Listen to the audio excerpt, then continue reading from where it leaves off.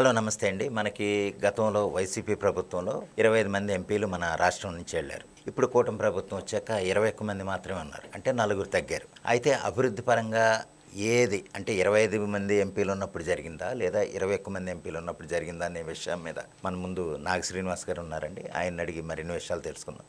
నమస్తే అండి నాగ శ్రీనివాస్ గారు. మీకు తెలుసు, మనకి గతంలో అంటే వైసీపీ ప్రభుత్వంలో 25 మంది ఎంపీలు ఉన్నారు. ఇప్పుడైతే మనకి 21 మంది వచ్చారు కూటమి ప్రభుత్వం తరఫున. అయితే అభివృద్ధి పరంగా మేమే చేసామని వాళ్ళు అంటున్నారు. కూటమి ప్రభుత్వం కూడా కొన్ని పనులు చేసి చూపిస్తుంది. అయితే వీళ్ళిద్దరిలో తేడా ఏంటంటే ఎవరి వల్ల ఎక్కువ అభివృద్ధి జరిగింది? అంటే 2014లో రాష్ట్రం విడిపోయిందండి. మనకి రాష్ట్ర పరంగా కొన్ని 10 సంవత్సరాల ఉమ్మడి రాజధానిగా హైదరాబాద్ ఉన్నా కానీ కొన్ని సవరణల వల్ల కేంద్రం ఇచ్చిన హామీల ద్వారా 2016-17 టైంలో మన రాష్ట్రానికి రావడం జరిగింది. అక్కడ ఒక రాజధాని ఉండాలని చెప్పేసి ఒక కమిటీని వేసి దాని ప్రకారం నివేదిక ప్రకారం అది కేంద్రానికి సమర్పించి మోడీ గారితో రాయి వేసి అమరావతి అని మన రాజధాని అని చెప్పేసి కృష్ణా జిల్లా, గుంటూరు జిల్లాల్లోకి అధికార పరంగా మనం రావడం జరిగింది. అది ఆ పాలన అనేది జరుగుతూ ఉన్నప్పుడు మన జగన్మోహన్ రెడ్డి గారికి 2018 నుంచి ఎలక్షన్ల హామీలు మొదలుపెట్టి ప్రత్యేక హోదా తెస్తా, కేంద్రాన్ని వంచుతా, కేంద్రం నుంచి నిధులు తెస్తా, అది తెస్తా, ఇది తెస్తా అని చెప్పి 25 మంది ఎంపీలు నియమని అడిగితే అటు తిప్పి ఇటు తిప్పి ఒక 21 మంది 22 మందిని ఇవ్వడం జరిగింది. ఆ 21 మంది మొదలు పెట్టుకుంటే 2019లో పార్లమెంటు మొదలు పెట్టుకుంటే 2024 జనవరి పార్లమెంటు వరకు వెళ్ళిన పాపం లేదు సార్, పుణ్యం లేదు. మధ్యలో ఒక పంచాయతీ ఎలక్షన్లు వాయిదా పడకుండా జరిగింది కొద్దిగా సంభాషణ. అప్పుడు ఎంపీలు ఉండారు, వీళ్ళు పంచాయతీ నిధుల గురించి ఏదో తెద్దాం అని చెప్పేసి పోరాటం చేశారు. కానీ ఒక్కటి లేదు. వాళ్ళు 25 మంది ఏమయ్యారు, 22 మంది ఏమయ్యారంటే పేర్లు కూడా మన వాళ్ళు చెప్పలేరు. కానీ 2024లో కూటమి ఎన్డీఏ కేంద్రంతో కలుపుకొని బీజేపీతో కలుపుకొని ఎన్డీఏ ముందు అడుగు వేసిన రోజే రిజల్ట్ ఎలా వచ్చిందో, నిలబడిన క్యాండిడేట్ ఎట్టంటోడు ఫస్ట్ టైం నిలబడిన క్యాండిడేట్ల పరంగా కేంద్ర మంత్రిగా అవకాశం వచ్చిందంటే అది ఉదాహరణ మీకు చాలు. పెనసాని చంద్రశేఖర్ గారు, ఆయన ఎవరో కూడా తెలియదు చాలా మంది. ఒక ఎన్ఆర్ఐ, ఆయన గుంటూరు జిల్లాలో పుట్టిన ఒక ఎన్ఆర్ఐ వచ్చి నిలబడిన అంత రిజల్ట్ చూశాడు. ఆయన అదృష్టం అంటూ కేంద్ర మంత్రి వచ్చింది. 12-16 సంవత్సరాలు అవుతుంది సార్ మళ్ళీ ఆంధ్రాకి. అంతకుముందు 15 మంది 30 మంది మంత్రులు ఉన్నారు సార్ మన ఆంధ్ర రాష్ట్రంలో ఉమ్మడిగా ఉన్నప్పుడు. 30 మంది దాకా మంత్రి పదవులు ఇచ్చేవాళ్ళు కేంద్రం నుంచి. కాంగ్రెస్ పార్టీ కానీ బీజేపీలు మధ్యలో గెలిచినప్పుడు కానీ మంత్రి పదవులు సాధించారు, పదవులు తెచ్చుకుని. ఈయన హయాంలో ఒక్క ఎంపీకైనా వచ్చింది. వచ్చే అవకాశాలు ఏమైనా ఉన్నాయా? లేవని అందరూ చెప్పగలరు. వీళ్ళకి అప్పచెప్పిన బాధ్యతల ప్రకారం ముందుకు సాగుతున్నారు. అప్పుడు ప్రతిపక్షంలో ఉన్నప్పుడు ఎర్రన్నాయుడు గారి కొడుకు కూడా ఎంత పోరాడాడో, అసెంబ్లీని గడగడలాడేస్తే ఆయన దిట్టానికి వీళ్ళు 20 మంది లేచారు తప్ప ఒక్కటి పార్లమెంట్లో అడిగింది లేదు. అన్నీ చూశారు, జనం చూశారు. కాబట్టి 24లో అంత ఓటమిని చూసింది, 11కే పడిపోయేటట్టు పరిస్థితి వచ్చింది. అలాగేనండి, మనకి రాష్ట్రంలో ఏ ప్రాజెక్టులు నిర్మించాలన్నా ఏది చేయాలన్నా సరే కేంద్రం నుంచి మనకి నిధులు అవసరం. ప్రతి కేంద్రం కూడా ప్రతి రాష్ట్రానికి సపోర్ట్ చేస్తుంది, ఏ కేంద్రంలో ఎవరున్నా సరే. అయితే అసలు కేంద్ర ప్రభుత్వం మన ప్రాజెక్టులు లేదా మనకి ఏదన్నా చేసుకోవాలంటే కనుక ఆ నిధులు ఏమైనా ఇస్తుందా? ఎందుకు ఇవ్వట్లేదండి? 2 మంత్రి పదవులు ఇచ్చారంటే వాళ్ళకి తగ్గట్టు అన్నీ వస్తున్నాయి. అట్లాగే వాళ్ళకి ఇచ్చిన హామీల ప్రకారం అవసరం వచ్చింది కాబట్టి మోడీ గారికి మన అవసరం వచ్చింది కాబట్టి ఇచ్చారని కొంతమంది అంటారు. కానీ మోడీ గారికి కంటికి కనపడిన ప్రేమ ఆంధ్ర మీద ఉంది. అమరావతి రాయి వేశాను, నేను పూర్తి చేయాలి అన్నగానే ఎలక్షన్లో గెలిచిన 4వ రోజుకే సంతకం పెట్టిన 3వ రోజుకే ఆయన పిఎంగా సంతకం పెట్టిన 3వ రోజుకే 1500 కోట్లు అమరావతికి ఇచ్చారు. ఒక్క రూపాయి మనకు ఇచ్చేసినట్టే అది. అవునండి, దాన్ని కూడా ఏదో అప్పుగా ఇచ్చామని వైసీపీ వాళ్ళు అంటారు, కానీ అది ఇచ్చేసినట్టు, దాన్ని మళ్ళీ చెల్లించాల్సిన అవసరం లేదు. అట్లాగే 1100 కోట్లు విశాఖ ఉక్కు, ఆంధ్రుల హక్కు అనే పోరాటానికి నిలబెట్టాడు మోడీ గారు. ఈరోజు అది ప్రైవేటీకరణ అయిపోయేదే, జగన్మోహన్ రెడ్డి గారు మళ్ళీ వస్తాయి, దాన్ని ఆపాడు. ఈ 2 ఉదాహరణలు చాలండి. అట్లాగే అభివృద్ధి పరంగా బ్యాంకులన్నీ వచ్చేటట్టు సహకరిస్తున్నారు. 58 కోట్లు ఈరోజు అప్పులు ఇచ్చేలాగా ముందుకు సాగిచ్చారు. ఇట్లా అభివృద్ధి పరంగా పరిగెడుతున్నారు. కేంద్రం నుంచి నిధులు తెస్తున్నారు. రైతులు ముందుకొచ్చి భూములు ఇస్తున్నారు.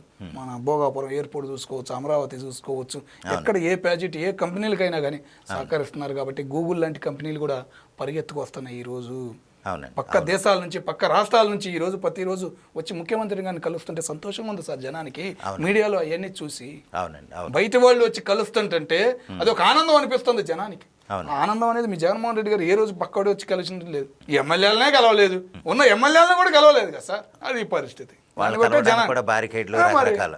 ఆయన ఇల్లు చూసారా, చూసి ఆ గేటుది ఉరుము దడుచుకున్నారండి చాలా మంది. ఏందిరా ఆయన ఇంత పెద్ద అని. 30 అడుగులు ఆ, మరి ఆయన అంత హైట్ పెరుగుతాడో లేదో తెలియదు కానండి, అంత హైట్ చూసేవాడి దడుచుకున్నారు జనం కూడా. అలాగేనండి చంద్రబాబు నాయుడు గారు కొన్ని ప్రాజెక్టులు పూర్తి చేయడానికి, ముఖ్యంగా మనకి పోలవరం కావచ్చు లేదా అమరావతి కావచ్చు, వీటిని తన చేతుల మీదుగా పూర్తి చేయాలని ఎంతో కంకణం కట్టుకున్నారు. అయితే ఆయన అనుకున్న ప్రకారం ఆయన లక్ష్యం సాధించే దిశగా పోరాడుతున్నారు, చేస్తున్నారు. అయితే ఆయన అనుకున్న టైంలో అవి పూర్తి చేయగలరా, ఏమన్నా కొంచెం జాప్యం అవుద్దా? ఎందుకు ఆ మాట అన్నారు, కరెక్ట్గా అడిగారు నాకు క్వశ్చన్. కానీ ఒక్క విషయం చెప్పగలను మీకు, జగన్మోహన్ రెడ్డి గారికి మళ్ళీ సంవత్సరం 6 నెలలు 8 నెలలు మంత్రులు ఇచ్చి వాళ్ళేం పీకేస్తాం పొడి చేస్తాం అని మంత్రులు కాదు. 2023 పోలవరం అంటే ఏంటి అనే మంత్రులకి ఎమ్మెల్యేలకి మంత్రి పదవులు అప్పచెప్పడు సార్. మంత్రి దానికి ఒక వాల్యూ ఉంది, దానికి ఒక అర్హత ఉంది, అన్ని చూసే అప్పచెబుతారు చంద్రబాబు నాయుడు గారు. అలాగే అప్పచెప్పారు పోలవరం నిర్మల రామానాయుడు గారికి. ఆయన పూర్తి, ఆయన క్షమ, ఆయన వెళ్ళిన మార్గాలు, ఏం జరుగుతుంది లోపల చివరి వర్క్ దాకా ఆయన వెళ్ళి చూసిన విధానం అనేది మేము సోషల్ మీడియాలో చూసాం. కాబట్టి ఆయన చెప్పిన డేట్ ప్రకారం పూర్తి అవ్విద్ది అని మేము చెప్పగలం. 27 మార్చికి పూర్తి చేస్తారని నిన్న కూడా చెప్పారు. ప్రధానమంత్రి గారు వచ్చి ఓపెన్ చేస్తారని చెప్పారు. భోగాపురం ఓపెన్ అయింది. అవునండి. 28కి కూడా అమరావతి రెడీ అయ్యిద్ది. చాలా ఓపెన్లు ఉన్నాయి, అన్ని రెడీ అయినాయి, రెడీ అవుతుంది, ముందుకు సాగుతుంది అనేది మాకు కనపడుతుంది సార్. ఒక రోడ్డే సార్, లోపల ఎన్నో టీవీల్లో ఎన్నో చూస్తాం. బయటకు వచ్చి సైకిల్ తీసినా బండి తీసినా రోడ్డు మీద వెళ్తుంటే మాకు బాబు గారు గుర్తొస్తున్నారు. ఇది చాలరా బాబు, ఈ రోడ్డు చాలు, బ్రహ్మాండంగా వెళ్తున్నాం, క్షేమంగా ఇంటికి వస్తున్నాం, ఒక హ్యాపీనెస్ తో వెళ్తున్నారు సార్. ఆటో వాళ్ళు కానీ ఎవరైనా కానీ. బండి లేదే ఇప్పుడు కదే లేదు, పొలం వెళ్ళాలన్నా బండి వేసుకెళ్తున్నారు. మీకు ఓపెన్ చెప్పాలి. మరి పల్లెటూరు మొదలు పెట్టుకుంటే సిటీ దాకా, సిటీ అవుట్ కట్ కూడా రోడ్లు పడుతున్నాయి, ముందుకు వెళ్తుందంటే బాబు గారు, కూటమి ప్రభుత్వం, పవన్ కళ్యాణ్ గారు తీసుకున్న బాధ్యత, వీటితోనే ముందుకు సాగుతుంది. ఇలాగే సాగిద్ది. 28 కల్లా అమరావతి అంటే రాష్ట్రం, మన రాజధాని ఇదిగో అని చిన్నపిల్లలకు కూడా చూపించుకునే పరిస్థితికి తీసుకువస్తారు. 37, 47 కాదు, 28కే ఇదిగో రాజధాని అని చెప్పుకోగలుగుతాం. పోలవరం పూర్తి అయిపోయింది సార్. దాని ఉపయోగం ఏంటనేది ప్రతి ఒక్కడికి తెలుసు. 40 ఏళ్ళు సార్ పోలవరం. అవును, పోలవరం చరిత్ర 40 ఏళ్ళు. ఎంతో మంది మహానీయులు, మహానుభావులే రాళ్ళు వేశారు, భూములు ఇచ్చారు కదల్లా. చాలా మంది ఇంజనీరింగ్లు మారారు దానిలో కదల్లా. అది చరిత్ర కలిగిన ఇంజనీరింగ్ కూడా రాయేసిన చరిత్ర ఉంది దానికి. ఆ చరిత్ర కూడా ఇప్పుడు అవన్నీ సాగుతుంటే ఏడవలేక, ఓర్చుకోలేక 60% పూర్తి చేశాడు, 42% పూర్తి చేశాడు అని వాళ్ళు చెబుతుంటే అసలు జనాన్ని ఏమనాలో కూడా అర్థం కావట్లేదు సార్. నవ్వుకుంటున్నారు. చివరిగా అంటున్నారు, మొన్న ఎవరు ఒక ఆడామంటారు, పిచ్చోళ్ళు అన్న పిచ్చోళ్ళు వాగినట్టు వాగుతున్నారు జగన్మోహన్ రెడ్డి గారితో సహా. మరి అది జాలదా? అందరికి అర్థం అవుతుంది. కాబట్టి బాధ్యత ప్రతి ఒక్కళ్ళకి ఉంది.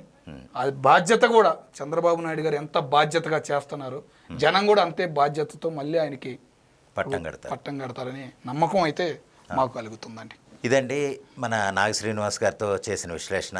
ఆయన అనే ప్రకారం ఏంటంటే చంద్రబాబు నాయుడు గారు తన లక్ష్యాలు పూర్తి చేసుకోవడానికి, అంటే ముఖ్యంగా పోలవరం కానీ లేదా మన రాజధాని అమరావతిని కానీ, ఇవన్నీ నిర్ణీత సమయంలోనే ఆయన పూర్తి చేస్తారు. ఒకవేళ కొంచెం సమయం పట్టినా కానీ దానికి చేయాల్సినంత ఎంత గొప్పగా చేయాలో అంత గొప్పగా చేయడానికి ఏమన్నా కొంచెం టైం పడితే పట్టొచ్చు తప్ప మొత్తం అన్నీ కూడా నిర్ణీత సమయంలో పూర్తవుతాయి. అలాగే కేంద్రం కూడా మనకి ఎన్నో నిధులు ఇస్తుంది. ఆ సపోర్ట్ కూడా నరేంద్ర మోడీ గారు సపోర్ట్ కూడా మనకి ఎంతో ఉంది అనేసి చాలా చక్కగా చెప్పారండి. నమస్తే అండి. నమస్తే.